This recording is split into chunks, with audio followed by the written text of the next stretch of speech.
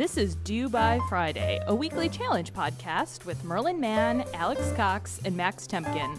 This week's challenge, read Max's U.S. political Twitter list. Live challenge. It's live. We're live. It's our first live episode. Happy Black Friday. Happy Friday. Wow, that went so much better than I anticipated. It's kind of God weird. damn it, Alex. I thought you were going to fuck it up. That I wasn't know, funny. I really did too. Even I though pitched my wife on this. I was like, it's going to be so great because Alex is going to come in and she's going to screw it up and get mad. It's going to be so good. Alex, even though we record a podcast for multiple hours a week together and I work with you every day, it's still very weird to hear you do the intro. I've actually never heard you do the intro. It's very upsetting. Oh, I always I've do heard it it before a- you guys come in. I've heard it like 100 times. I know, it's weird. Very weird. Ugh. Tell people what's going on, you guys. What's happening? I don't know, Merlin, you're a little quiet in my headphones. Can we turn the headphones Sorry. up? That's Sorry, okay. Max. Tell everybody what's going on. Yeah, Hey, that's good. Thank you. Our engineer Chris Engineer is in the Chris. studio. Can you, Hello. as this is a live show, thanks to all of our live listeners, can you pull up our jazz bumpers as well a bit, please? Got What do you the- guys know? What's the Yeah. Thanksgiving plan? What's the playbook here? Oh, You mean OPSEC. yesterday? TBD. Well, TBD. It was a Can't- great Thanksgiving, and now we're live because it's fucking Friday. wait, why can't we It's say what Black our Friday. Thanksgiving plans are? I'm What? well, now it's socially acceptable for me to put up all my Christmas decorations, and I'm going to go to the terrible, terrible suburbs, and that's it. How about you? We're having everyone over to our place. Hooray! We have both the families coming over. What are you doing, Merlin? I'm going to stay in my house with lots of guns, so don't go there. I also got a fucking dog. Arr. We've compromised the OPSEC. Okay, edit this out. You know what? I'll do a video walkthrough. Show you all my guns. If you Antifa want to come to my house, that'll be fine with me. Fucking Thanksgiving, here's your present. Open it early. It's gun.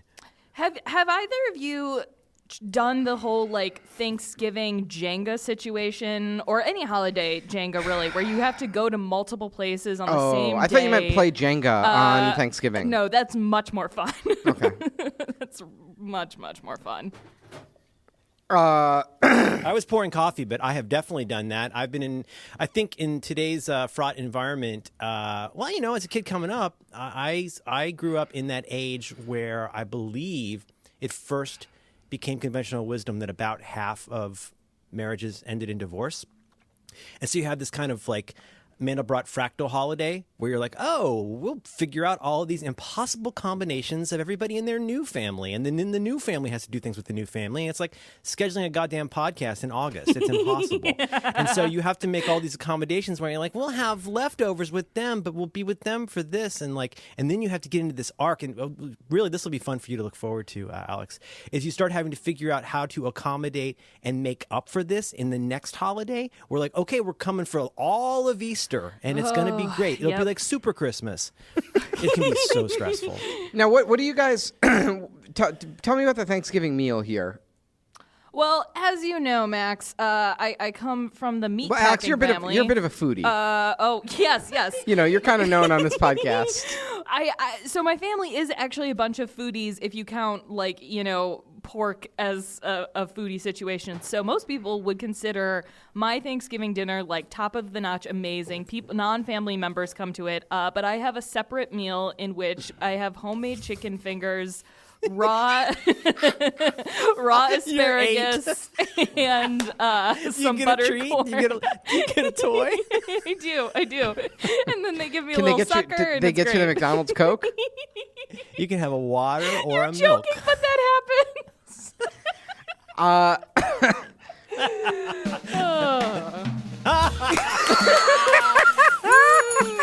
Ad break. Oh God, we should do this every week. I spit on the table because Max made it funny. Oh dear. Did you see? Okay. I have a lot. This brings up a lot of questions. I have a lot of meat-related questions. Number one, I've upgraded my home smoker situation. I now I got a 500-pound commercial smoker lifted onto my balcony with a 500 crane. pounds of what? What?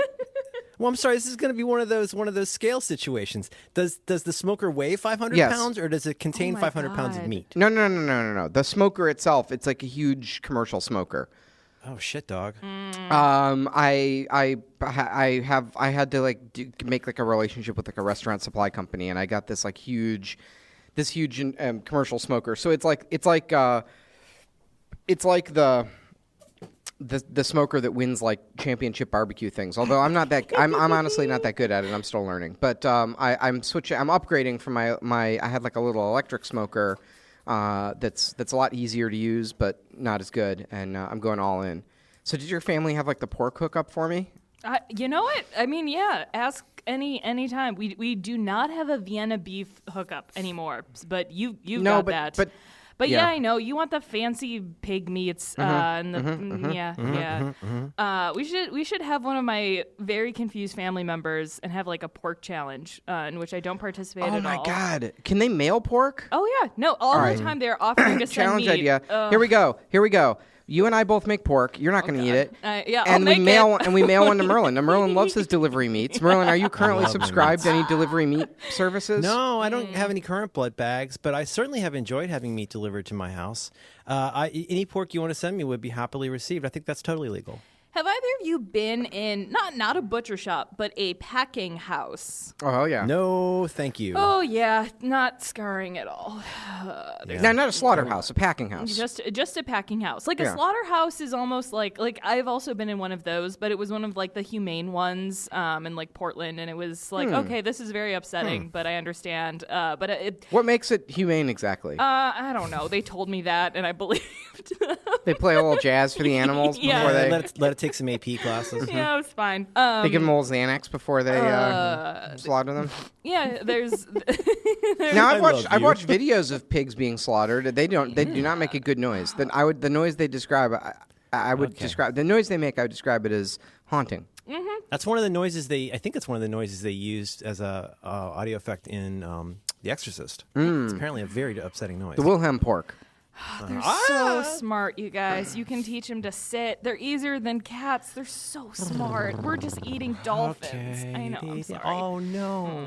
So I have two turkeys. I'm smoking. I spatchcocked one turkey. I'm doing a dry brine. What? I just learned that word. I learned that word on Thanks, Bob's Burgers this week. Well, I'm very Now very I keep on hearing trend. it. I'm very on trend because that Bob's Burgers episode was making fun of me, very much so. So You're not doing a 3-day brine? no, I've already been stressing out about the dry brine time, as my family can attest. In this economy? In this economy. But so I spatchcocked, and then I'm going to smoke it, and then the other turkey we're doing like a more traditional oven roasted turkey because I know that some of my guests will not. The smoked turkey is not quite traditional enough. It has too much flavor and juiciness for them.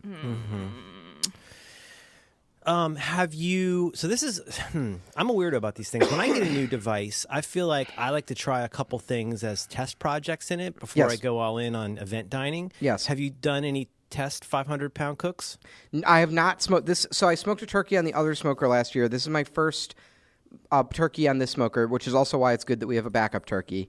But I've done some short rib and smoked some tofu and Smoked tofu. That Oh, actually hell That yeah. could be sounds so really good. Do you use Very- firm? What do it's you very use? good, extra firm. Extra firm? Merlin, on your other show, on your other program with John Roderick. Do you know the one I'm talking about? Yeah, I think I know what this is about. What do you know? Well, wait. What do you think it's about? Oh, I was going to guess that it's about John going in on a steer, getting a ton of very costly meat, and then just dropping it into a pan with oil. Well, it's It wasn't about that, but now it is. no. Go ahead. What's the other one? Okay, you talked about. Sorry, you know, edit I, that out, Alex. I Jazz listened to this podcast on like a 6-month delay, and Okay. you were talking No jazz a while back about adopting a homeless guy in San Francisco, Yes. and then Larry. your homeless guy is kind of having some tough times, and you saw him on the train. Was the story that you told? Yes. Yeah, Yeah. I saw him 2 days ago sleeping on the street in West Portal. How do you adopt a homeless guy? You sort of glossed over this, and I was like, how do you initiate first contact? I never really thought about it very much. The basic notion is that, and this is just my own thing, this is not advice. Please don't send me things about how I shouldn't give money to homeless people. shut up. It's the holidays.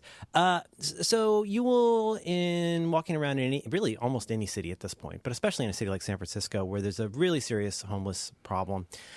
Homeless problem in the sense that a lot of people don't have homes. And, well, no, as opposed... No, you're correct. As opposed to you're messing up the mall stinky guy. Yeah.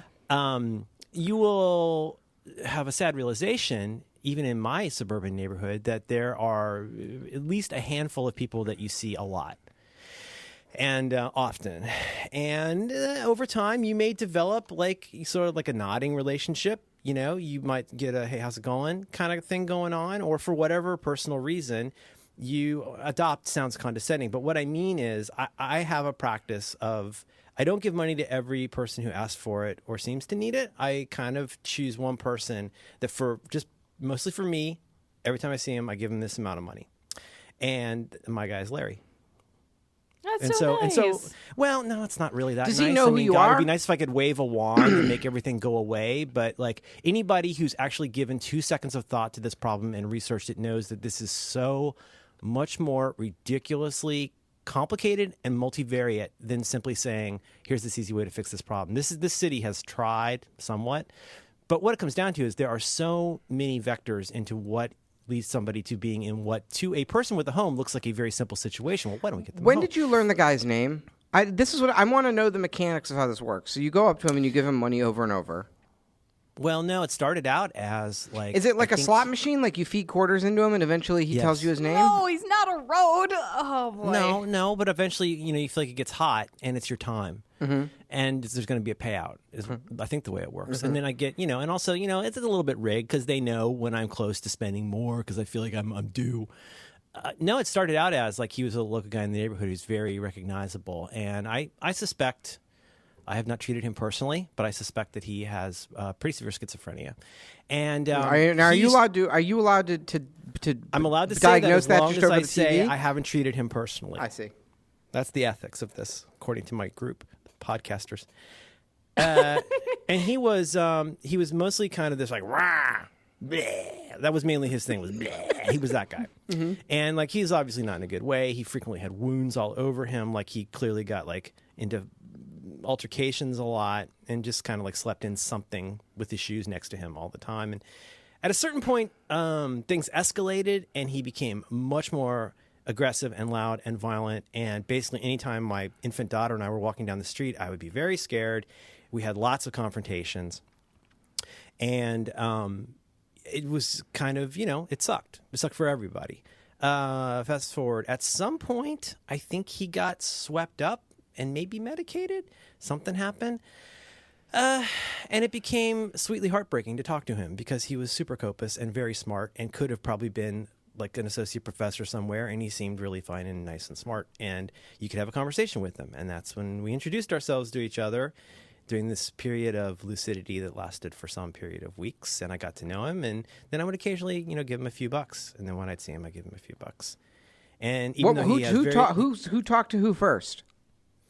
Well, at a certain point, it became clear that he was less out of control, for lack of a better word, and I said, you know, there's no reason for me to be such a dick. Like I've known for 20 years that when you talk to somebody who's having a problem like that, it's not that they're a bad person. That's a mental thing. And I thought, you know, quit being such a dick and model well for your kid. Like be decent to people, like, even if you don't have to be. And because I'm a hero. So you went up to him and you said, "Hi, my name is Merlin." Hello, you probably are familiar with my program. Yes, you probably know me from Mac Break Weekly or Inbox Zero. I did a Talk New Zealand one. I mean, seriously, what's seen that your talk where I what's cry? your It's what's pretty your good. line? I mean, how do you, Cranking, Are you trying cranking to is a very adopt a popular homeless essay. person, Max? What is this? I wrote it down in my little notes because Merlin casually mentioned that he adopted a homeless guy in San Francisco, and I was like, "How do you start talking to a homeless guy?" You go Well, then up to you're them not and letting me get to the talk. heartbreaking part, which is like then it went back to the way it was, and that's kind of where it is now. But he's still like nice to me mostly, unless he's in like mid freak out, like freak out as in getting thrown off the train. Because yeah, you see the same people on the train, you see him on the street. Anyway, and so the idea is when I see him, I always say, "Hey, Larry." And I hand him a bill, and we keep walking, and he says thanks, and mostly, and that's just the thing we do. Are you asking how to decide who to pick? How do you? Well, who to adopt? that's an interesting question of how do you pick Everybody a good likes one. the little ones, the ones in their so we 60s have with we the have big like the bushy homeless beard. guys.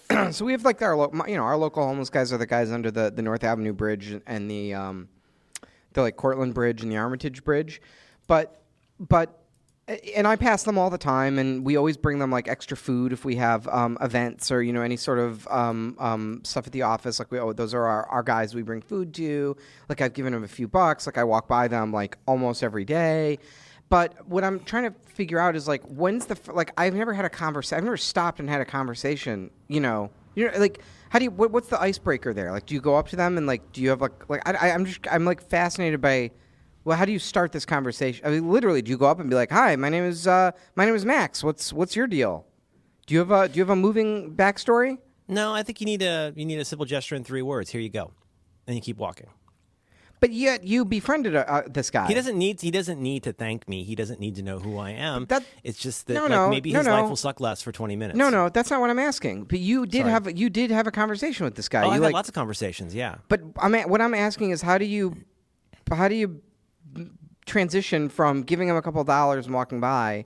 Somehow someone must have said something.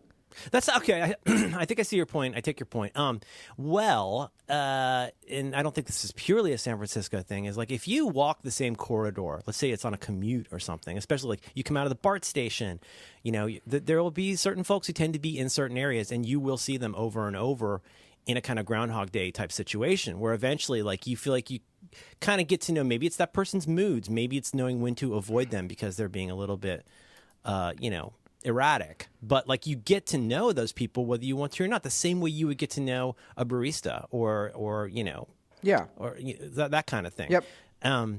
So it's that proximity and frequency where eventually it seems kind of silly not to at least say hello. They're just another person that lives in your neighborhood. They just happen to be living in front of the ATM. So one day you were just like the stars are aligned, like everyone's in a good mood here. I hadn't thought it through. I mean, it wasn't something I didn't have a plan for, and I don't mean again. I'm not trying to make this out to be like a big thing, and a lot of people are going to criticize this. A lot of people are going to say the worst thing. Wait a minute. What are you talking about? There's a culture of huge folks, movement. Huge movement for this. Yeah. Of saying don't talk to homeless people. Yeah, well, don't give them money. Don't give them. Go fuck yourselves. Yeah, I agree. Who gives a who cares? So many. Yeah, like if you go work on fixing the big problem, and meanwhile, like maybe this person gets a quart of liquor and they feel better. Oh for my a minute. God, that's so. I guess I have heard this because I sometimes like a cab driver. We have guys. Do you guys have guys that go on the highway exits and sort of walk up and down the So we have a sign or something. Yeah. So we get tons of those guys, and a lot of times if I'm taking like a lift home or whatever, the driver will like turn to me and say, those guys make $60,000 a year. Yeah, or they always have some sort of. Those panhandlers. They don't actually. They're just grifters. Oh, or another one will say, that guy's not really homeless because his like clothes are too clean or something like that. It's like, who gives a shit? Like, whose hobby is that? Like standing on the side of the highway and like asking for dollars. Like, just give him a buck. Like something you must need it if you're standing there and asking people for it. In Chicago, the biggest homeless population is actually in Lakeview, and it is a case where you would not notice that all of these because of the brunch options. Dude, it's so true. Like I do have everyone pat me on the back. I have a lot of homeless friends who just happen to be like they are queer, they have a mental illness, and hey, we have that in common. Like you're friends with them, like on Twitter? We would meet outside, of concerts, and they would stay afterwards, and you can hear the band from outside, and eventually it just comes up in conversation. And I don't know. I did not adopt them. And then we talk about how shitty Twitter has become, or they're like, yeah, Grindr really sucks these days, and it's, I don't know. You guys just warm up a can of beans over a trash can fire and talk about sexual harassment allegations. Oh boy. Cut that out, Alex. Oh God. I can't be edited. Jazz break. This is the greatest thing we've ever done.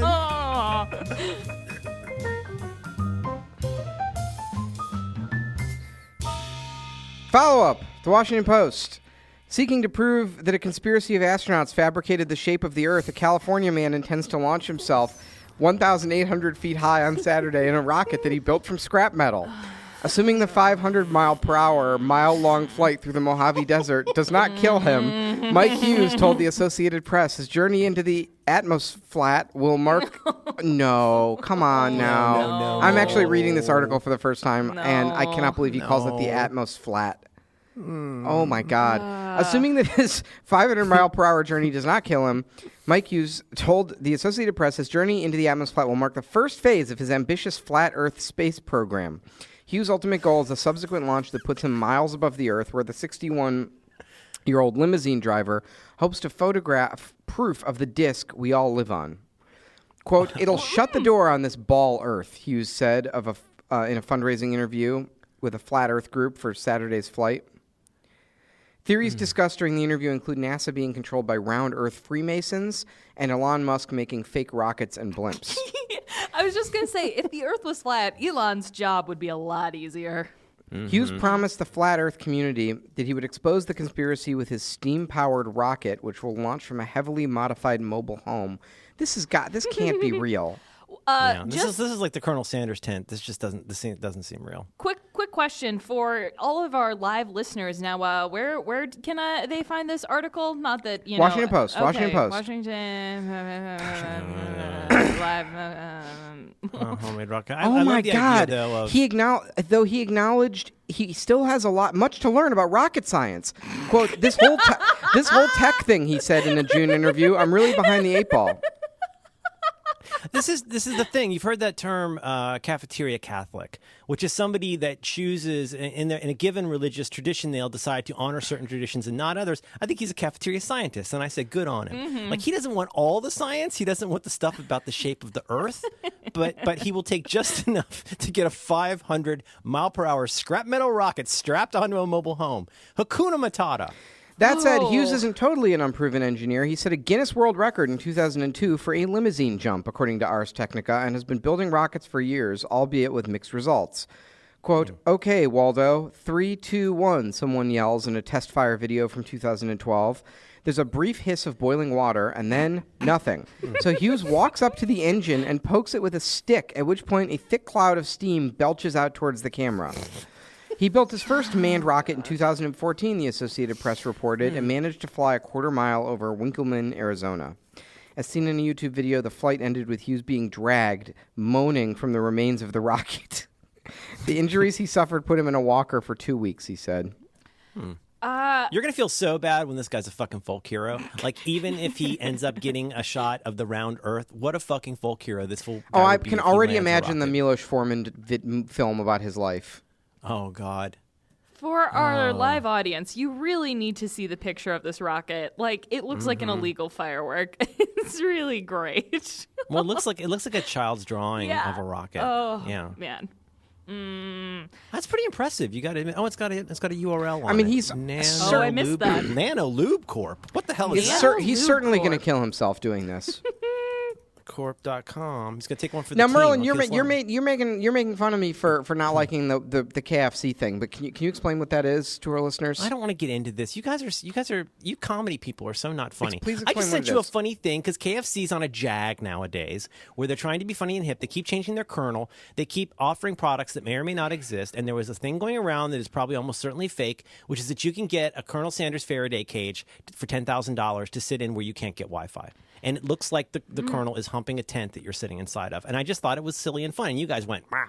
The reason I don't like it, so it is kudos to them for actually building the thing and selling it. That's a good. If they are really selling it. Well, I think they are. I mean, it's for $10,000. So If one of us had $10,000, what if? I mean, I'm sure you could return it. Why? I just think I like the way he looks. Call their question bluff. is, I mean, elongated it's arms. You guys don't think it's funny that the Colonel is gripping an igloo while he fucks it? So we come up with like 50 ideas to do every year for Cards Against Humanity, and then we say no to like 48 of them. And this is one of those ideas that would wind up that we would say no to because and let's say we were KFC in this example, like what does this have to do with chicken? Like it just doesn't connect. That's like, why it's funny. That's why no, it's stupid. It doesn't comment. We're talking about it. I know. Well, it is. It did get people's attention, but it's not great comedy. It doesn't. Okay. They need to have. I apologize for trying to entertain you on the private channel. Thank you. I appreciate that. I'll defer from now on what's funny before I send it. It just doesn't. What's the angle? We're done.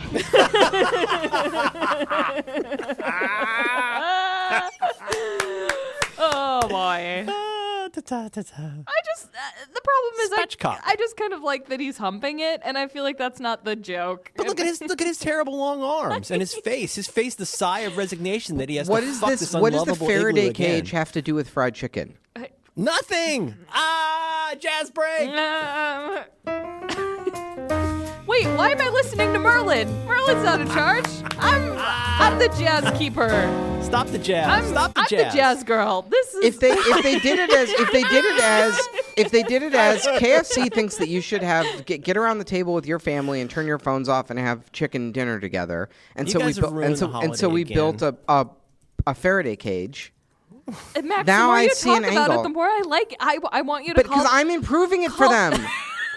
They didn't say that. I said that. You need some punch up. The Colonel needs some punch up. They didn't say that. I said that. That's my idea. You're making it worse. Max, call them on their bluff. Do it. And buy it? Buy it. Right, do it right Buy it. now. It's Do it right expensive. now. Live, Not to the live show. Live show. Absolutely not. Absolutely not. You know, okay, can I complain about something about our audience? So I have two. We can't stop. I have two complaints, and then I have a nice thing to say. Number one.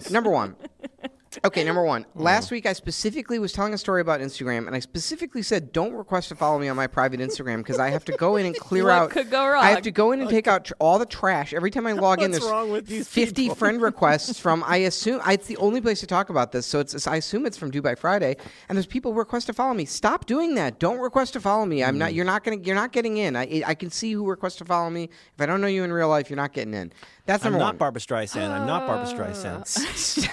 Stop. What's the frequency, Kenneth? So, number two about our Live in the audience. What were we just talking about? The Don't worry, KFC? this Oh, is you're the talking end of about it. how, Oh, right. how you Oh, I can't know what listen it to the was. show anymore So- because we're so mean. So I said, I made a joke. I did a bit several episodes ago where I talked about having a Juicero and then a backup Juicero, and then I was really sad when they went away because I couldn't get my pulp packs anymore. You remember that? My Yes. bit? Yeah. There was like a while back on Twitter, someone like Anil Dash or someone was like, can I talk to someone who bought a Juicero for an interview or something?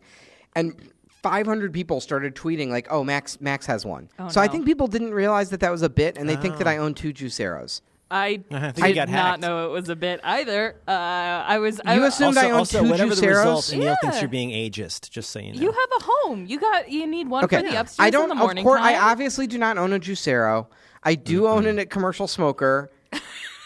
I You do had not, to be and I do not own a, lifted onto and I the do not. balcony. But I smoke meats. That's a hobby of mine. Phrasing. And I do not own a KFC Faraday cage. Really? Are there I any love other that band. questions? Now I I saw them kind of- open for Neutral Milk Hotel. You ever seen KFC Faraday Cage? 2, 3, 4. Yeah. Now the good thing about our audience, I met a lot of Cox's Cox came up to me and say hi at PAX Unplugged, and everyone was very nice and cool about it. They came up to me and they're like, "Hey, I like the podcast," and then I said, "Thank you for listening," and then they left. Oh, And then nice. one person I went out and had lunch with, and he was very nice. But don't expect it. I feel like a lot of people don't listen to this show because they're like, "Hey, can we meet up for at PAX?" I'm like, "I'm not there. I'm not there." Now you're all making because I was very excited to not go to PAX People, Unplugged. Alex, people hear what they want. They That's think true. I have 2 Juiceros. They think I have a I wanted Juicero and to a backup believe it. Juicero. Oh, really? Can't get your pulp pack. Well, I can't get them anymore. I know they don't make them anymore. What are you going to do? What are you going to do? That's the whole point. You need the pulp pack. Juicer's useless without a pump. The juice pack wouldn't work in the KFC tent, right? Because you need an internet shit, connection. dog! It's got to have a Wi-Fi signal. You'd be juiceless in a tent. Oh no! You just be eating chicken like an animal. My internet my lady gosh. friend wouldn't work in there. And this is just a disaster. When I was going to PAX Unplugged, I went through when I went through O'Hare. I went through security and I was wearing my the hoodie that Jen got me, my city, my hood, my block. Mm-hmm. And the guy asked me if I was a Latin king. The TSA agent who I got a pat down. I got a pat down, and then the TSA agent asked me, "Hey man, you a king?" And I was like, "What?" And he's like, "Are you a Latin king?" And I was like, No, I support a small journalist you know, outlet. here's number one. I regard TSA agents as law enforcement officers. I don't actually know where they are. No, They're they're somewhere on not. the spectrum of mall cop to actual cop. No, I think they can get you. I think they can call the police. Like I think they can actually get you in trouble. I call the They're police. doing like a citizen's arrest. They might as well be police because they know who to call to get you arrested. I think they have, right. And plus, I want to make my flight, so I'm not trying to get in trouble. So typically when a TSA agent talks to me, I don't respond, which is the correct thing to do with any law enforcement unless you have a lawyer there. Don't say anything. Just say, you can ask if you're free to go, am I being detained, like those kind of things. But like, don't ever talk to law enforcement. Nothing good can come of it. All they can ever do is like entrap you and charge you with making false statements and take things out of context. It's never helpful. Never talk to law enforcement for any reason. But when the TSA agent starts talking to me, I just ignore it, and then I wait for them to tell me I can leave, and then I go get my bags. And I recognize that I'm being kind of a dick to them, but they're like a cop, and I'm trying to not be detained by them. So the guy starts talking to me, and he's like, and he goes, "Hey, man, you a king?" And he's like patting me down, and I just ignored it because I didn't understand what the fuck he was talking to me about. And then he goes, "I asked you a question." He goes, "You a king?" And I was like, "Excuse me?" And he goes, "A Latin king. Are you a Latin king?" And I said, "No." And then, and then he was like, and he's made some comment of like, "Oh, you're no fun" or something like that. And you know what? It's not my job to be fun for you. Yeah, I'd say some of the even setting aside getting your nads grabbed, the attitude of TSA pat down people. I realize it's not a very fun job, and they're not the brightest bulbs in the cupboard, but like some of the creepiest shit that I have personally experienced as a privileged white man has come from TSA guys. And to some extent the women, but mainly the guys, is that they got a serious Napoleon complex on. And they love leveraging that fact that they know that it's a fraud experience. It's stressful to travel, and it's really stressful to go through security because, and not least because, like if you knew that you were going to get cavity searched, like you would plan accordingly. But it's the random diceware aspect of not knowing what you can expect, where everything seems fine, but you just might end up in. I've ended up in a cubicle a couple times for reasons just because there's something on my back left pocket that they can't explain, and they're not happy with how the smudge test turned out. And the thing is, I got a wife and a daughter who did go through security, and like my first thought is like I need to get the fuck out of here and just play ball. And so I act like these high school dropouts are somebody that I should accord great amounts. I'm sorry, that was unkind. But a lot of them are dumb as a bag of hammers, and all they know, they act like basically like Alex's Droog goon friend in Clockwork Orange, like the guy who eventually becomes a cop and arrests Alex. That's who TSA is. Edit in his name later so I sound smart. The problem is there's two types of TSA agents. One I respect completely, and they know that this is theater. It wasn't Alex? that funny. It's a really good. Yeah, it's because a really it's good just image. like it's like his friend Dim. Okay. Georgie and Dim. Fine, you it's get like one. You get one. Dim from You Clockwork won. Orange, which You I said won. You before. got one.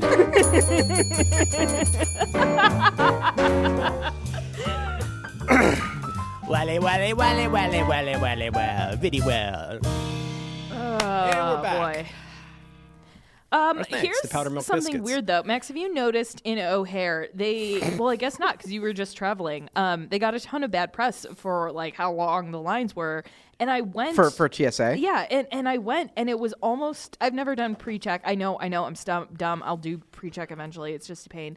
You're dumb, Alex. And I went, and they were like, "Don't take off your shoes. Don't take off your shoes. Don't take anything out of your bag." And it was as if I was traveling when I was 3 years old, and it was very strange, and no one knew what to do. The one thing you had to do was take off your belt, like you had to do in the 1990s, and then everyone's like yelling at me because I didn't take off my belt and my watch. But normally I just go through the scary machine, and then it's done, and then they look at all of the microphones and my batteries that look like I have a bomb, and I'm like, I know you're doing your job, and they're very frustrated with me. But I don't know. There's two types of TSA agents. Ones that know it's political theater, and they act the part, and they're like, you act your part, we'll get this through, we'll get this done as quickly as possible. And then there's Max's guy who he's like, yeah, this is I have this badge that means I something. think he might have been goofing off for a lady TSA agent. Yeah, and he was trying to show off his valor for the very attractive. I just think he was trying to be. ladies. I think he was just trying to be That was so goofy. mean. I think he was just trying to be goofy, but I didn't like it. Can I dugga dugga? dig the Doug. Dateline. Go ahead, ABC News. Dateline. November 9, 2017. TSA fails most tests in latest undercover operations at U.S. airports. In recent undercover tests of multiple airport security checkpoints by the Department of Homeland Security, thank you for your service, inspectors said screeners, their equipment, or their procedures failed more than half the time, according to a source familiar with the classified report. When ABC News asked the source if the failure rate was 80%, the response was, quote, "You are in the ballpark." That's a nice feeling. That's a nice feeling with all that, with all the butt touching and the pocket concerns. That's what you're looking at. Well, Some people are estimating it's as high as 90% fail rate. It's never been safer to fly, but yet it has nothing to do with security. It has to do with the fancier good planes that don't crash as often. It's the planes, and it's also the social role of the passenger changed after 9/11. That's why there's fewer hijackings right. and things. I think it's the air marshals. Well, I honestly don't even know if the air marshal program is still as robust as it once was. But there's also things like reinforced cockpit doors, and they just made some like that. Yeah. That actually is a good piece of security, I think. Because it solves the actual problem, which is stops somebody from doing something to the plane. Right? So, I mean, like, not to go on my fucking hobby horse here, but on the one hand, I'm getting people sticking their finger up my ass while I'm watching some guy roll through a 200-gallon dumpster on wheels and just waves at the guy. And you're like, you know what? If I wanted to wreak a little bit of havoc at an airport, I would look for somebody who's making $27,000 a year pushing a dumpster and offer them, I would cross their palm to be involved in a little bit of a plot. That's what I would do. I would not be doing it through a passenger. I'd do it through somebody who works there. And it's bananas how people just waltz through there. It's like, it's like Thoreau says about the spider web, like catches all the tiny flies, but the wasp just pass right through. It's crazy. It drives me fucking bananas. Like, at least fake it. At least have a separate useless entrance that those people walk through. It's just, and they're waving through all the people. Oh, look at me. I got a roller bag and a hat. So I'm definitely an air steward. Let me through. Bye. Have a good flight.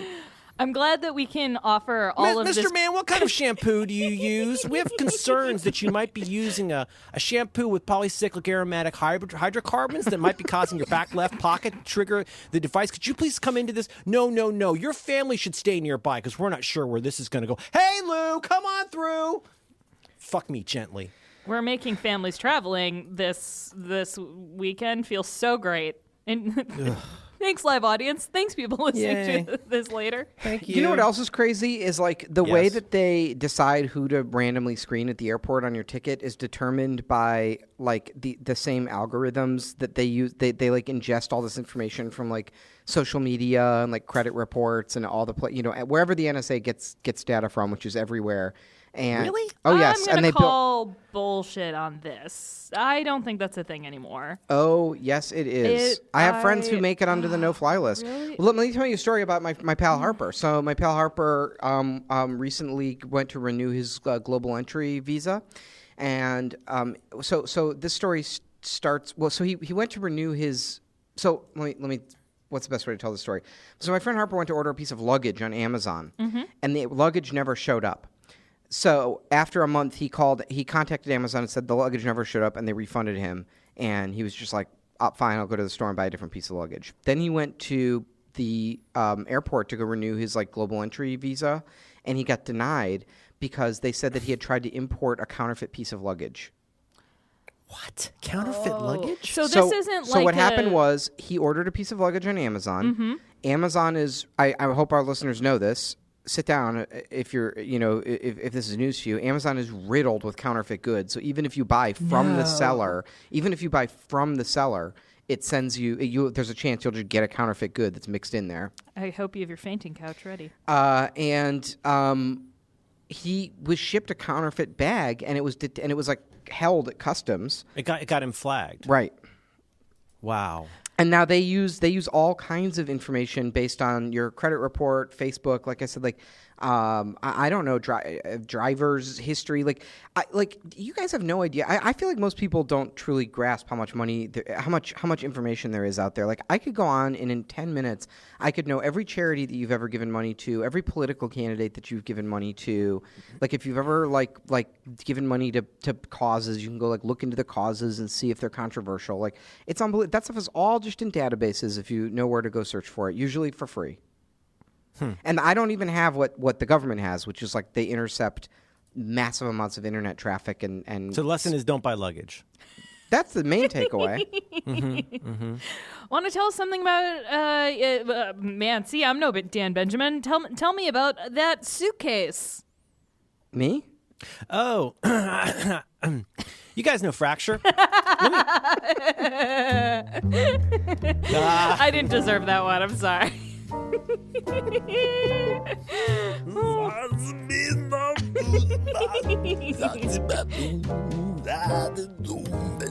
I always want to get a slow one in there.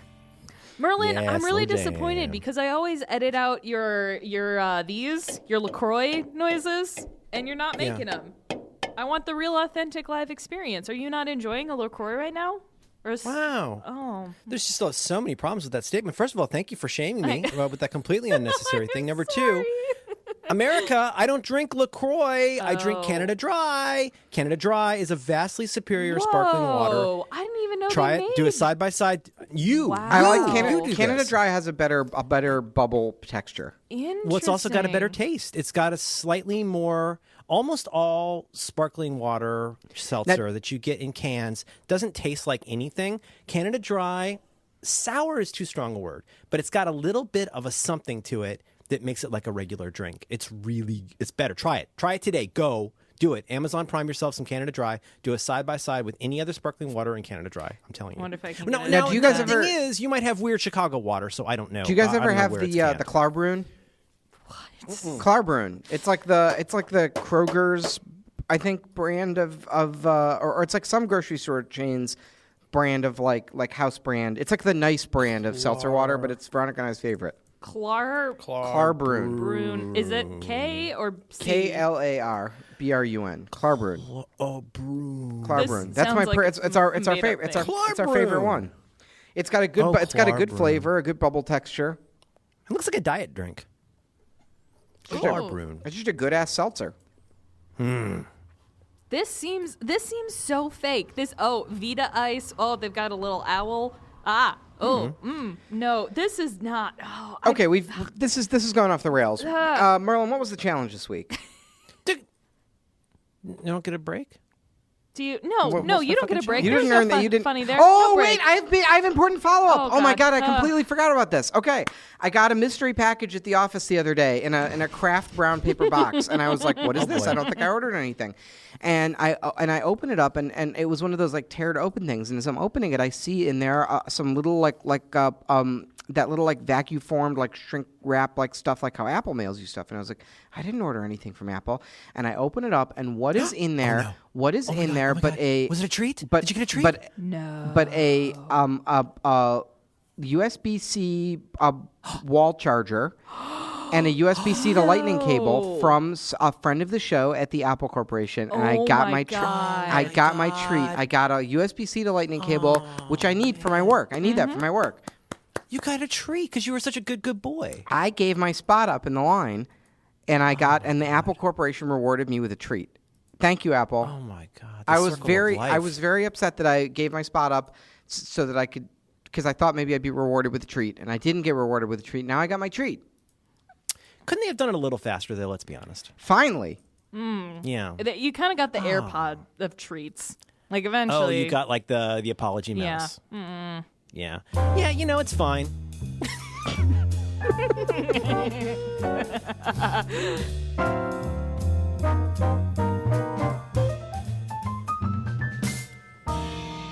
Dig Dug, Merlin, it was your challenge this week. Challenge this week comes from me, and that is to look at Max's U.S. politics list on Twitter. And after getting some context from Max on what this thing is and why and how he made it, I'm calling it a draft. It's not exactly a draft. I've spent over a year with this list now, and we could talk about why that is. I want you to, because I know all three of us, plus my wife and other people, look at this thing a lot. You get a feel for the people on this list. Who's good on that list and why? Who's not so good and why? And be prepared to discuss some things that you have learned or discovered from the list. I throw it to Max. Max, how, why, when did you make this list? How did you decide who's on there, and how has it changed over time? Sure. Well, I've had this list I've had some variation of this list for as long as I've been on Twitter, because it's always been a very useful place for me specifically the way that I use it is when there is a breaking story or something that is fast-moving news, like, I'm trying to think of an example, but like the election, right? Almost every day there was some crazy story. Or remember, like after the inauguration, there were a couple of weeks where almost every night at 9:00 there was insane news from the Washington Post. There was 2 news items a day and a protest every weekend. It was bonkers. And when that is happening, or when there's a shooting or something like that, I like a place where I can follow because it's related to my work, not because I think that sane people should read the news this way. I like to follow the political fallout from like current events. Mm-hmm. And so I made a list for myself of people on the left and the right who are like not people that I like, but just the loudest voices. And I have mainstream people and outsiders and Trump people, and I try to just get everyone who's like an important, person in the political ecosystem, and I cram them all into this list, and it's pretty intolerable to read. But I do read it all the time. And the point is not that I'm reading this to like get the news or because I like it. It's because I do think that you can I think you can sort of get a feeling of like, I think it does give you a little snapshot of like, what's the discourse like right now? Like, what are the political dynamics among people who care about politics at this exact moment? So that's what the original list was designed to accomplish. It's become, I have to be honest, I think it was extremely useful for something before the election, which was to try and just keep up with the fire hose of what was going on. But after the election, since the election, the year or so since, I think it continues to be really useful as a way to quickly take the temperature on where things are going, not least because, on the one hand, what the media decides to be obsessed with and cover is actually a very interesting story on its own, but also, candidly, the extent to which this particular group of people, with all respect, can by and large be so ridiculously obsessed and distracted by a tweet about the media for hours, to where that becomes the coverage. And I understand they're just bullshitting. It's not what they're going to put in the Washington Post necessarily. But it's very interesting to see like somebody throw the bone and then hundreds of people go run after it. I look at it constantly and I don't always feel good about it. But I feel like it's been kind of good for me in ways. What's your take, Alex? This was like video games for me. You playing Clash Royale. That's what this political Twitter list is for me. I thought Max, like he said, has modified it a lot since the election. And during the campaign, there was constant, just a barrage of news, and it felt like knowing people's opinions was important at the time, because it felt like, okay, knowing what Nate Silver thinks, let's see if that 80% is going to change. Like, I don't know. It was almost comforting at times, because the crazies on there were like, what's his name, Max? Bill Mitchell. Bill Mitchell. Like the crazies got crazier. Yeah. And then somehow between people like, maybe not necessarily Nate Silver, but you felt slightly soothed to like say, in the face of all the madness that I'm seeing in the news right now, there are people who are also I feel it's kind of soothing for them to say like, oh no, this is the way things are actually going. Yeah, and people would share infographics and polls and be like, okay, this is madness. This is something that I will tell my children about one day, but it's going to end. So it was almost like a Twitter security blanket. Didn't end up that way. Mm-hmm. And I have tried to avoid it somewhat unsuccessfully since the election, because now it feels like an echo chamber to me. And I know it doesn't to Max, because he knows these people and he knows the nuances of like what people are saying, and can tell like what is actually going on. For sure it's an echo chamber. Yeah, well, but it more so now that like, I don't know, like during a shooting or during a protest. Actually, during the election, it was also kind of like, okay, what streets are going to be closed off because there's going to be a protest, and what train should I take? But I don't know. I don't get anything out of it anymore. And this, I still don't really understand the challenge. Did you make separate lists, Merlin? Did you categorize? Should I put my list? Maybe should I put my list in the document just so you can see how I did it? Sure. I will put my list in as well. It's gonna be. It's just weird markdown, so I don't know if it'll make sense. Well, I'm just. How do I get the? I'm on my iPad. How do I get the URL? How do I share my? Oh my God! It's in the text. It's in. I'm just No, gonna no, no, text no, no. it. How do I send my list to you? We have it. Oh. It's public. No, I have a new list. Oh, your list for the challenge. So you go to your profile and which Twitter app are you using? Twitter. Then you swipe to whatever to get to your profile and go to lists. I'm looking at the list. And then I believe there's a share list or a copy. You know. False. What? If our live audience could weigh in. Tippy toe. No tippy toe. Don't call. Lemon-tree. Don't call. My dad wears shoes in the shower. Pool? I don't know how to share it. What are But we trying to? What are we trying to? Max do? has a Merlin, new I want to list. look at your list. How do I see your list? It's in the Google Doc, Oh, dude. there's a doc. Oh my God.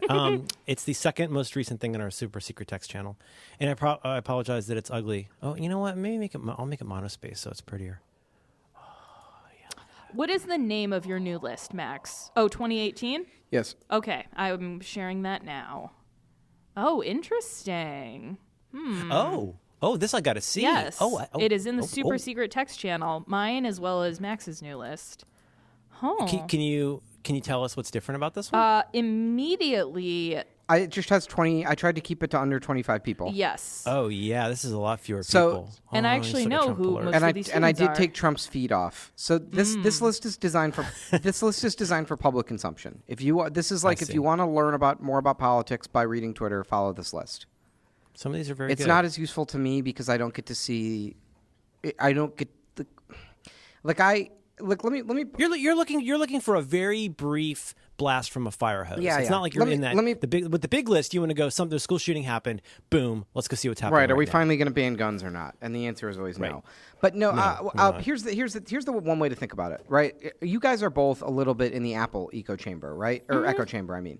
And Alex, you're also in the gaming echo chamber a little bit, right? And like those Twitter scenes seem fucking insane to someone who's not in them, right? When gaming Twitter was fucking losing its mind over the EA Battlefront microtransaction debacle, that was probably the biggest news item that existed for 3 to 4 days last week. Did you hear about this at all, Merlin? Yeah, I did. I heard Oh. about it, and I heard that people were super duper schmooper mad, and that they were making changes as a No, result. I'm surprised it even filtered. Well, up to something you where at like all. it's a treasure box type situation, Yeah, and it was yeah. going to cost money, and just the idea of that made people super mad, right? But more, I mean, it was like a big Reddit. Wasn't it a big Reddit thing? Yes, yeah, more or less. I'm just surprised that filtered out of the gaming, echo chamber ecosystem at all. But the same thing is true of Apple, right? Like when I'm trying to think of an example of like when Apple. Like every keynote. Yeah, but keynotes are actual news items. But I'm trying to think of like a minor Apple thing of like, wasn't everyone? Oh, the MacBook keyboard Keyboards, gate, yeah, right? yeah. Keyboard gate. That was like a huge fucking story, and everyone did a blog post, and everyone told their stories, and everyone had a hashtag, and everyone was talking about it. And like, I guarantee you that no one who is outside of the Apple echo chamber knows what the fuck that means at all, and they still haven't heard about it, and most of them haven't experienced it. The same thing is true of politics. There's all this little insular bullshit, and it's important to me to understand. This is personal. This isn't prescriptive for anyone else. I just want to understand what the fuck everyone is talking about. So it's like you kind of have to follow the scene and read all You these. say as much sometimes. You frequently say, "What am I looking at here?" Yeah. Yeah. I actually, I started building this list, and I tried to make it like a net neutrality type thing. Like, I almost wish Twitter was better at sharing like temporary lists, you know? Like, okay, here is a group of people who you can follow that actually know what they're talking about, can give you concrete actions to take, and stuff like that. But really, I'm just looking at the EFF Twitter every few hours, being like, Cory Doctorow, tell me what to do. Merlin, Well, I'm gonna be a ray of sunshine and say that like. Oh, so yeah, I had an opening statement. I was just going to say, you can see in the Google Doc my giant list of the goods and the not so goods, and here's my general observation, which I typed this morning, that if you're somebody who is looking at this fairly often, there is, as you would expect, a lot of duplicate content. But what I realized is, and this is I guess kind of obvious, but you gravitate, given the amount of duplicate content or like just repetitive content, you really gravitate toward people whose style and point of view appeal to you. Whether or not you like 100% agree with them, whatever, everybody's got the same water, and you start looking at whose glass you like, I think. Because part of it is, like, if you're going to look at this a lot, you gravitate toward the people. And some of these people I've actually started following on regular Twitter because I actually really genuinely like them. And then conversely, the other side of that is that at those times also, it doesn't take too long. This was kind of the point of the challenge. And I don't want this to be mean and be bagging on strangers, but there's some people on this fucking list I want to fire into the sun from a Twitter standpoint, where I've actually gone, people I would never in a million years block, because I'm not a big blocker, but like I had to block them because I couldn't see their words anymore. It was driving me nuts. People who I nominally like agree with, political allies, or I'm just like, I just need to never hear your Twitter opinion about this again. Paperclip So I had to pals. go. Well, here's the downside of this app is pals. paperclip. I don't know what that means. You if you mute somebody, that does not count for a list. Oh, I didn't know that. Yuck. A muted person will still show up on your list, Josh Marshall. And so you just keep seeing that, Armando Codes, and the people just keep coming up, and you just pray, Chris Geidner, that I wouldn't have to see this anymore. Did you hear? And David Seamus, Obama Foundation. You just kind of want, Hakuna Matata. I appreciate your work. Thank you for your work, Malcolm Nance. And I really enjoy Garrick Sparoff.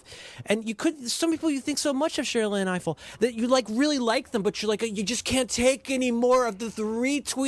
I can't take the look what you did. You took a photo of a screen while someone was talking and put it up. And then you did that 16 times in a row. Thank you. Oh, that's definitely a slide from a PowerPoint. One of my favorites is Josh Marshall's Twitter feed, where he takes he'll take like a news article and draw like a stick man on it and then repost it. Oh, God. And it's red now. And it's like, thanks, buddy. What is this? All a political cartoon? What's going on here? Oh, you got an Apple Pencil. That's nice. All of the screenshots of, well, then that's the other We problem can't wait to see what he does with it. Yeah. He's such a repackager. He's such a repackager. My latest on Deep I also really like. Meaning I also really like that you have a blogger. category here called the Security Men, and it's got one of my favorite accounts on it, which is Jester. So, so I felt like I needed. Let me tell you the logic of this. So I felt like I needed to represent the insane Trump Russia people, the total like. The people who are like deeply infected with the Trump Russia They're brain almost worms. like the security version of Louise Mensch. They're always like, it is just around the corner. Here it comes. Get ready. Next 12 hours. They're all of a kind. But Jester I found him to be the most palatable, and he does have like technical expertise. So he also posts about like InfoSec stuff that's like very informed. But you know what's funny about his account is he posts 800 times a day, and 790 of them are like drama involving him. That's exactly. Almost all of these are like, "Come at me, bro," kind of things. Yeah. It's like a way of like, it's because the currency of the realm is attention and faves. It makes people do insane things to get the currency, and it's some sort of deficiency in human psychology that people can't really understand. That currency doesn't. I don't think that it does anything for them. But it certainly you get, and it fades. It fades so quickly. Right, but like your words will always be there, but the neediness to feel good for 10 minutes, that just goes away. Well, it's like these people just happily from one conflict to another, and from dunking on someone or apologizing to something or being outraged about something to the next, and there's never any broader thought of like what's the message that I'm putting out there? What is the audience like? What is this? What's next? Where does this feed into? How will I find out who was on reliable sources tonight? Is there any way that I could go and find out? Or for example, the Morning Plum. What was in the Morning Plum? How am I going to find out? Now, it's like something that my friend Merlin said, a very smart thing that he said one time, which is, nobody remembers on the internet whether you won or lost an argument. They only remember that you're an asshole that argues on the internet. Mm-hmm. I think it's kind of true, but everybody picks their brand and they pick their particular hillock to nearly die on, and like that's okay. We're not talking about the positive things. We're only talking about the negatives. But here's the thing: my lady got on this too, and I was telling her I was prepping for this, and you can see I spent probably more time on this challenge than any other thing that I've done on this show. Did you make an actual list? The Google Doc. But I see the Jesus Christ. Where I'm looking at the Google Doc. Use your scroll hand. I'm looking at it. Where's the link to your list? What? Where is your list? No. I went in and I manually created. No, I'm staring at it. I'm staring at that. Did you make? What I'm asking you is, did you make a Twitter list of your people? No. Why? Why not? I did not. Why would I do that? So I can follow it. Oh, you think that's the challenge? I thought that was the challenge. No. Oh, gosh, no. I have no interest in doing that. No, I just want to talk about who I like. I want to talk about how I've discovered people that I like a lot, and I want to talk about what's frustrating. No, I can do that, I guess. No, I don't know who would want that. I do. But, okay, all right, I could work on that. Let's just put it in the show notes, and someone will make it for us. Listen, everyone listening. No, don't do that. Okay. I don't want these people's names in typeable searchable form. Fair. Everything. Yeah, you know that those fucking people Google themselves 50 you're right, times a day. you're right, you're right. Listen, here's. And can we just stipulate that that Farhad is that how you say think it? yeah. That our friend he's on the funny, witty, charming list. I just want to put him at ease because I know he's Well, a listener. but I do have some beef. Also, James I do have some Fallows, beef if you're with listening Farhad to the that I show, want to bring. you're I good. do have some beef with Farhad that I want to bring up on the podcast. And I know this is fair because he doesn't have a forum to defend himself, but he advocated making tuna salad with no mayonnaise on Twitter the other day, and I was totally captivated by that because he's history's greatest and monster. he said, but I'm just, I didn't get a reply. But what is the binding agent? In order for it to be a salad, it has to have something to hold it together. What holds it together? If there's no mayo, there has to be something wet in there that holds it together. No, it's called a No? fork. As someone who eats salad without dressing, you just got to get a good Oh, fork. yeah. But that's like the I eat it crudité. with That's a not a spoon. salad, That way I though. don't It's get a it on my crudité. hands. It's wow. Okay, so You're just eating and I fish. wanted- You're just eating fish. Don't call it tuna salad. no. It's just tuna. You're just eating tuna. So my lady does it too, and she has not had the temerity to go and block all the people. And so she's getting your Trump's feed in there, which I blocked a million years ago. That's what makes it a fire hose, really, is the don't you think? Part of what makes it really, really heavy is tell people what Trump's feed is. Trump's feed is it's an account, and they follow every account that Trump follows, and they selectively retweet interesting tweets that come across Trump's feed. So Did you see I actually last night at 1 a.m. He or Scavino or somebody took the time at 1 a.m. Eastern time last night to change the graphical header on his Twitter page to a picture of him and a phalanx of people in his family standing in front of a turkey, standing behind a turkey. Somebody did that at 1 a.m. last night. Somebody said, I need to go put up the picture with the turkey. And that's a thing they did at 1 a.m. last night. That was like something really perplexing because I'm like, I don't think Trump knows how to do this. So who? I don't either. It's probably Scavino's helper monkey. He's got a boy. He's got Eric. He can just Eric. After this week, wouldn't surprise me. And so what's interesting, though, is there are a bunch of people on there, even though everybody's got the same water, as you'll see on my good list. I would like to call out some people and see if you guys agree, in a good way call out. But people who I've discovered who I'm really glad I did. Like Ryan Lizza and David Fahrenthold, I'm really glad to have discovered their stuff, mostly from this list. I mean, David Fahrenthold, the stuff that he comes up with is so wackadoo, but he treats it so seriously. He's almost like somebody in a 90s zine where he's taken something that can seem very unimportant, but he puts it like the Time magazine cover in the clubs. You remember that? That he covered that so well and so thoroughly and put in the legwork. And in some ways, that's some of the most interesting little stories is things like that, rather than certainly I'm glad somebody's out there reading all the reports and all the things and putting together a summary of that and all of that. And anyway. Well, if for anyone listening to this, my challenge here, I urge you to unsubscribe from my political Twitter list, which was never really intended for any sort of public consumption whatsoever, and go to my Twitter profile and look at U.S. Politics 2018. And there you will see an updated list with just people that I sort of endorse you're paying attention to. My list contains two things, or two accounts, Maggie Haberman and Trump's Twitter feed, because that's the kind it's really the only thing that I get actual insight. She's had to cut back, though. She got the kibosh from the New York Times, and she's cut way back, and it sucks. I think what the New York Times basically said, you're no longer allowed, as a person who works for the New York Times, you can't be fun. You can't do anything that could appear to make us look partisan. And I miss her tweets because she was so good. And the reason it's on there is I'm trying to keep a bear. I might as well just honestly follow the New York Times political Twitter or whatever. But seeing Trump's feed is remarkable. It's still just shocking to me, and not even shocking oh, I must clutch my pearls, but just the absurdity and the strange things. There was. Do you get Bill Mitchell? Is Bill Mitchell? No. I think I miss Bill Mitchell. I miss the era when I was paying attention to Bill Mitchell, because the reason I was paying attention to him was I thought that for sure he would be one of the standout funniest details of an era when we all went insane and Trump was a presidential candidate. Right. Mm-hmm. And I now find it very depressing and upsetting to think about Bill Mitchell, because it turns out that he was more accurate of a prognosticator than almost anyone else in politics. He's the smartest man in U.S. politics. You figure you would think that at this point he and Joe Walsh should be the ones that have a vlog, but instead it's Oberman. It's quite a twist. Just crying on the floor with a wrapping a flag. Yeah. Sir, have you no dignity, sir? Can I talk about my good people? Can I just do a quick whistle stop? Yeah.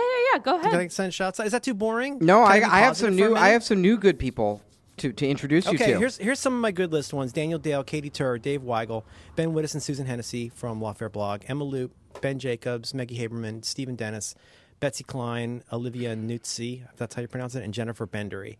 That's a bunch where I like their style. I enjoy their content a lot of times, but I also like their style, and I feel like those are voices of people that rise above the din by often having something different, unusual, fun to say about what's going on. And I have more, but that's my top, the first few on my list. On my new list, I've upgraded and added a bunch of new people that I'm really interested in. So I really like my new representative for this sort of hashtag resistance, Trump Russia stuff, is my pal Renato. So he's a former U.S. prosecutor. Renato Mariotti is his name. He's running for attorney. Oh yeah, I've seen him. He does sort of tweet threads, but rather than being conspiracy mongering, they're actually legal explainers of what terms mean and what the risk actually is. If you wanted to follow one person to get accurate, non-obnoxious, non-hyperbolic, but still coverage of the Trump Russia stuff, follow Renato Mariotti. He's also a frequent contributor on MSNBC and CNN and stuff. But he made the list. Elizabeth Joe, who does the podcast What Trump Can Teach Us About Con Law with Roman Mars. She also, that's a good show. I just started listening. It's really fun, and she's a great lawyer and a good speaker. And she's a good communicator. She's very good on Twitter. I know a lot of conservatives who really enjoy that show, because they're oh, this makes sense, and I don't know. I just really it has a different tone than a lot of political podcasts. The one about the Central Park Five and his intervening in cases was, I thought, super interesting.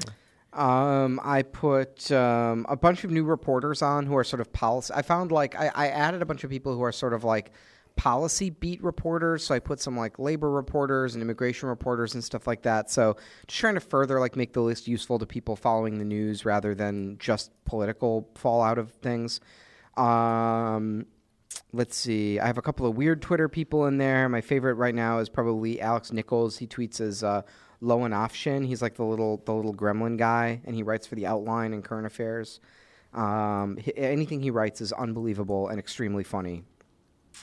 He wrote the piece about unboxing videos. That's one of the funniest things I've ever read.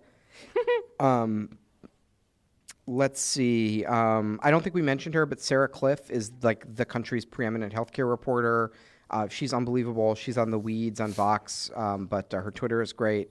Trying to see if yeah, it's a good show. Well, we didn't mention him, but John Dickerson. Oh yeah. He's good. Not He's a- on his 2 accounts. He has you get to see 2 sides of John with his accounts, which is fun. Wait a minute. You get it on the one account, you get the dad jokes. On the other one, it's a little more serious. Wait, I think I just have the serious one. What's the dad jokes account? He mentions it once a month. He mentions that he has 2 accounts. I forget which is which. There's like Jay Dickerson and John Dickerson. There's one which is his like handsome man photo, and there's other one with him as a picture of him as a kid, and that's more of his personal stuff and dad jokes. And it's a nice compliment to his dad joke Tumblr. The dad joke one He's a is in very good person. Yeah, he made a good notebook. What a guy. There's my favorite tweet this morning from Trump's feed was this guy just getting mad about trans people, and I'm gonna put a photo in our super secret chat. And it's this joke graphic that's been going around of of like like half of these genders people do not identify as, and they're fake. And I was like, and it is based off the Pokemon that are called the Unknown because they're just nonsense symbols that look like the alphabet. And I'm like, this man is railing against a joke in the queer community. And I'm like, what is happening? And there's Right. so much about it. It's not even fake news. It's just jokes that are being taken as fake news. Man. Right. The turkey gifts are kind of fun. Like I expected more. I thought it would be more embarrassing, but I've avoided that. Funny, witty, charming, Haley Bird. I think she's a delight, and I like that she likes dogs so much. Christina Reynolds. I'm enjoying her very much. I've started following her as a human being. Dan Zach. Chris Hayes. And I'll tell you what I like Chris Hayes' program on MSNBC. I also think he walks right up to the line in terms of promotion, but I think he's very good at it. And I like his Twitter account. I like James Fallows. Those are most of mine. Chris Hayes, difficult follow for me. Problematic. I don't know.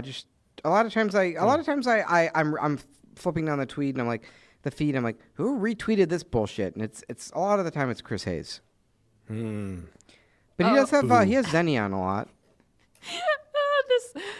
this feed the Did you mean Shenny? Shenny?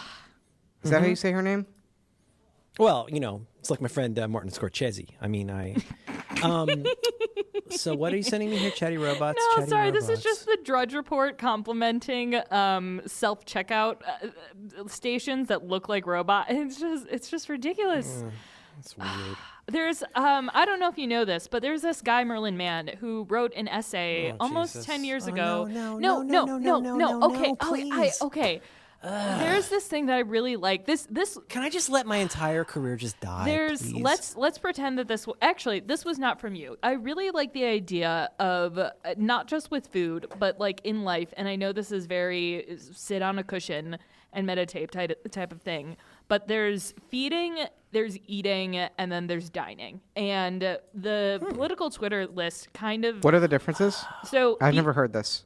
Feeding is just putting food in your face for sustenance. Yes, and sometimes sometimes you can't tell the difference between when it is substantive. Good Lord, I'll edit that out. And when it is just you thinking that you need it. And eating is when you make a conscious decision about what you put in your body or brain. Whereas dining is like you are truly selecting what you want in either a culinary It's more of like an experience. Yeah, in a culinary or intellectual way. So I think of like Twitter as like feeding, like well-written articles as like eating, and then things that stay with me for more than a week as like dining. And there was a part of an essay by a person that I think about still like once a month. And it's what worries me are the consequences of a diet comprised mostly of fake connectedness, make-believe insight, and unedited first drafts of everything. I think it's making us small. I know that whenever I become aware of it, I realize how small it can make me. So I've come to despise it. with the diet metaphor in mind, I swear Merlin didn't do the feeding eating. That was pretty thing. good. I got to admit, it was very good. very moving. Very effective. I want to, if you like, start eating better, but I also want to start growing a tastier tomato, regardless of how easy it is to pick up, package, ship, or vend. The tomato is the story, and it's like this week I quit like 10 projects I've been on that just made me sad and unhappy and anxious. And you also didn't you do a culling in Overcast too? Oh yeah, well that was just a little bit out of it. That got a little. Most of those feeds were like dead shows, but I was like, man, I do like this show and one other show I do. It's Roboism. I'm going to plug it. Go listen to Roboism. I care about that show very much. I'm trying to make it better. And It's a good show. And it's getting better. And I like Savannah. Is that all right? Can I oh yeah, like no. something? Savannah's Is that okay? the best person in the world. I like you too, Alex. I like I'm you too. all right. Sometimes I can fly a drone. All right. But I don't want to let people down. There are people in this room that I would never want to let down, and there are people like my family and Savannah, who's the best person in the world, and I don't know the other projects I don't want to get all inbox zero and back to work, but it really, like, looking at this Twitter list, I'm like, I am miserable. And again, this is not to reflect on Max, and like this is Well, his I mean, thing. to use a phrase by an old blogger, it's like drinking salt water. Yeah, exactly. Like you think you're quenching your thirst, but you're actually making each sip you take is making it worse and worse and worse until you just need more salt water, which will never make you happy, and it goes on and on and on until you stop drinking salt water. That's the only way to stop being thirsty is to quit drinking salt water. And it feels counterintuitive until you face that and you go, there's no bottom to this. This has to end. Yeah. I've been giving serious consideration to changing how I don't want to say leaving Twitter, but dramatically changing how I use Twitter. It's kind of hard not to. Well, Yeah. for me, it's it would be very hard for me to do my job Exactly. Yeah. without using Twitter at all, without posting to Twitter when we do something or trying to follow up on it. But I do think I spent. I mean, this week I want to tread delicately here, but like I just spent the last couple of weeks, and it's like you just go on and you read one depressing news story that just makes you nauseous after another, and then the only thing that anyone can say is to be more outraged and mad than the person before them. It can only escalate. I know exactly. I totally and it's not it's just unattractive. It's just unattractive. It's hard to get through the. I think it's difficult to get through the phase of something that has been bottled up, blowing open, because it's certainly necessary for that thing to blow up. But I'm not even going to say anything. But it's.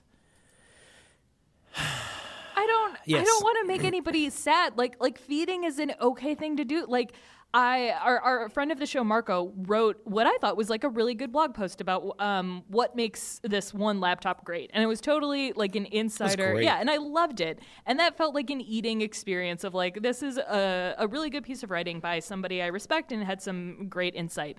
But then I just like went on like a Twitter binge of all the people and all their takes. And that was just me basically funneling Twitter Funyuns into my mouth for an hour. And that's not, I don't know. That's not bad all the time. You gotta Yeah, but I mean, like sometimes. it's funny how like in certain situations, being overwhelmed by one thing makes you realize how overwhelmed you are by other things. And I say this hopefully without any judgment. It's just an opinion, but it's kind of like me and iPhone 10. Like, I know I'm gonna like this. I imagine I'll get one. It would be heretical at this point for me to say that I don't have plans to get one because of how much I'm told by everyone how much I'll love it, which I'm sure I will. But it's also, there's something keening and sad about how much people need to let you know how much they like the thing that they bought. And at a certain point, that becomes very overwhelming. And then the response to that is how much I need to let you know how much like I like the thing that I bought, and I don't need that because I don't own a TV. And then that just goes on and on. And it just becomes more trying to one up this other person about what you decided to buy. Which I'm not trying to do a late capitalism move here, but like at a certain point that becomes, you want to catch yourself when you find yourself having an overwhelming number of thoughts about that kind, deciding to make that a thing that you're going to argue about in public. There's something that's very frankly depressing about that to me, that now you have ceded ownership of this big part of the big green lawn that is your brain to something that is beyond ephemeral, that is beyond trivial, that is beyond unnecessary, and that is beyond needing any grown person to spend any time defending it. And yet we find ourselves drawn into that. And that is what makes you small. It's allowing that to take over your lawn is just about the worst thing you can do as an adult. That was some good Merlin Mann stuff.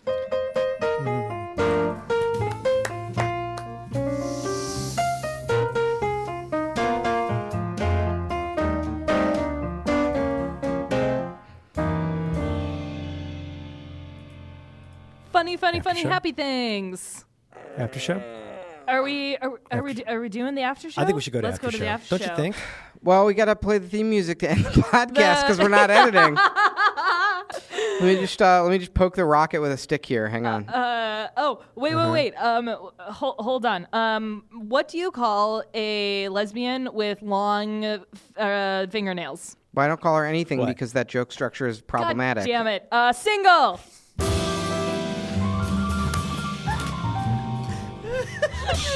I'm sorry.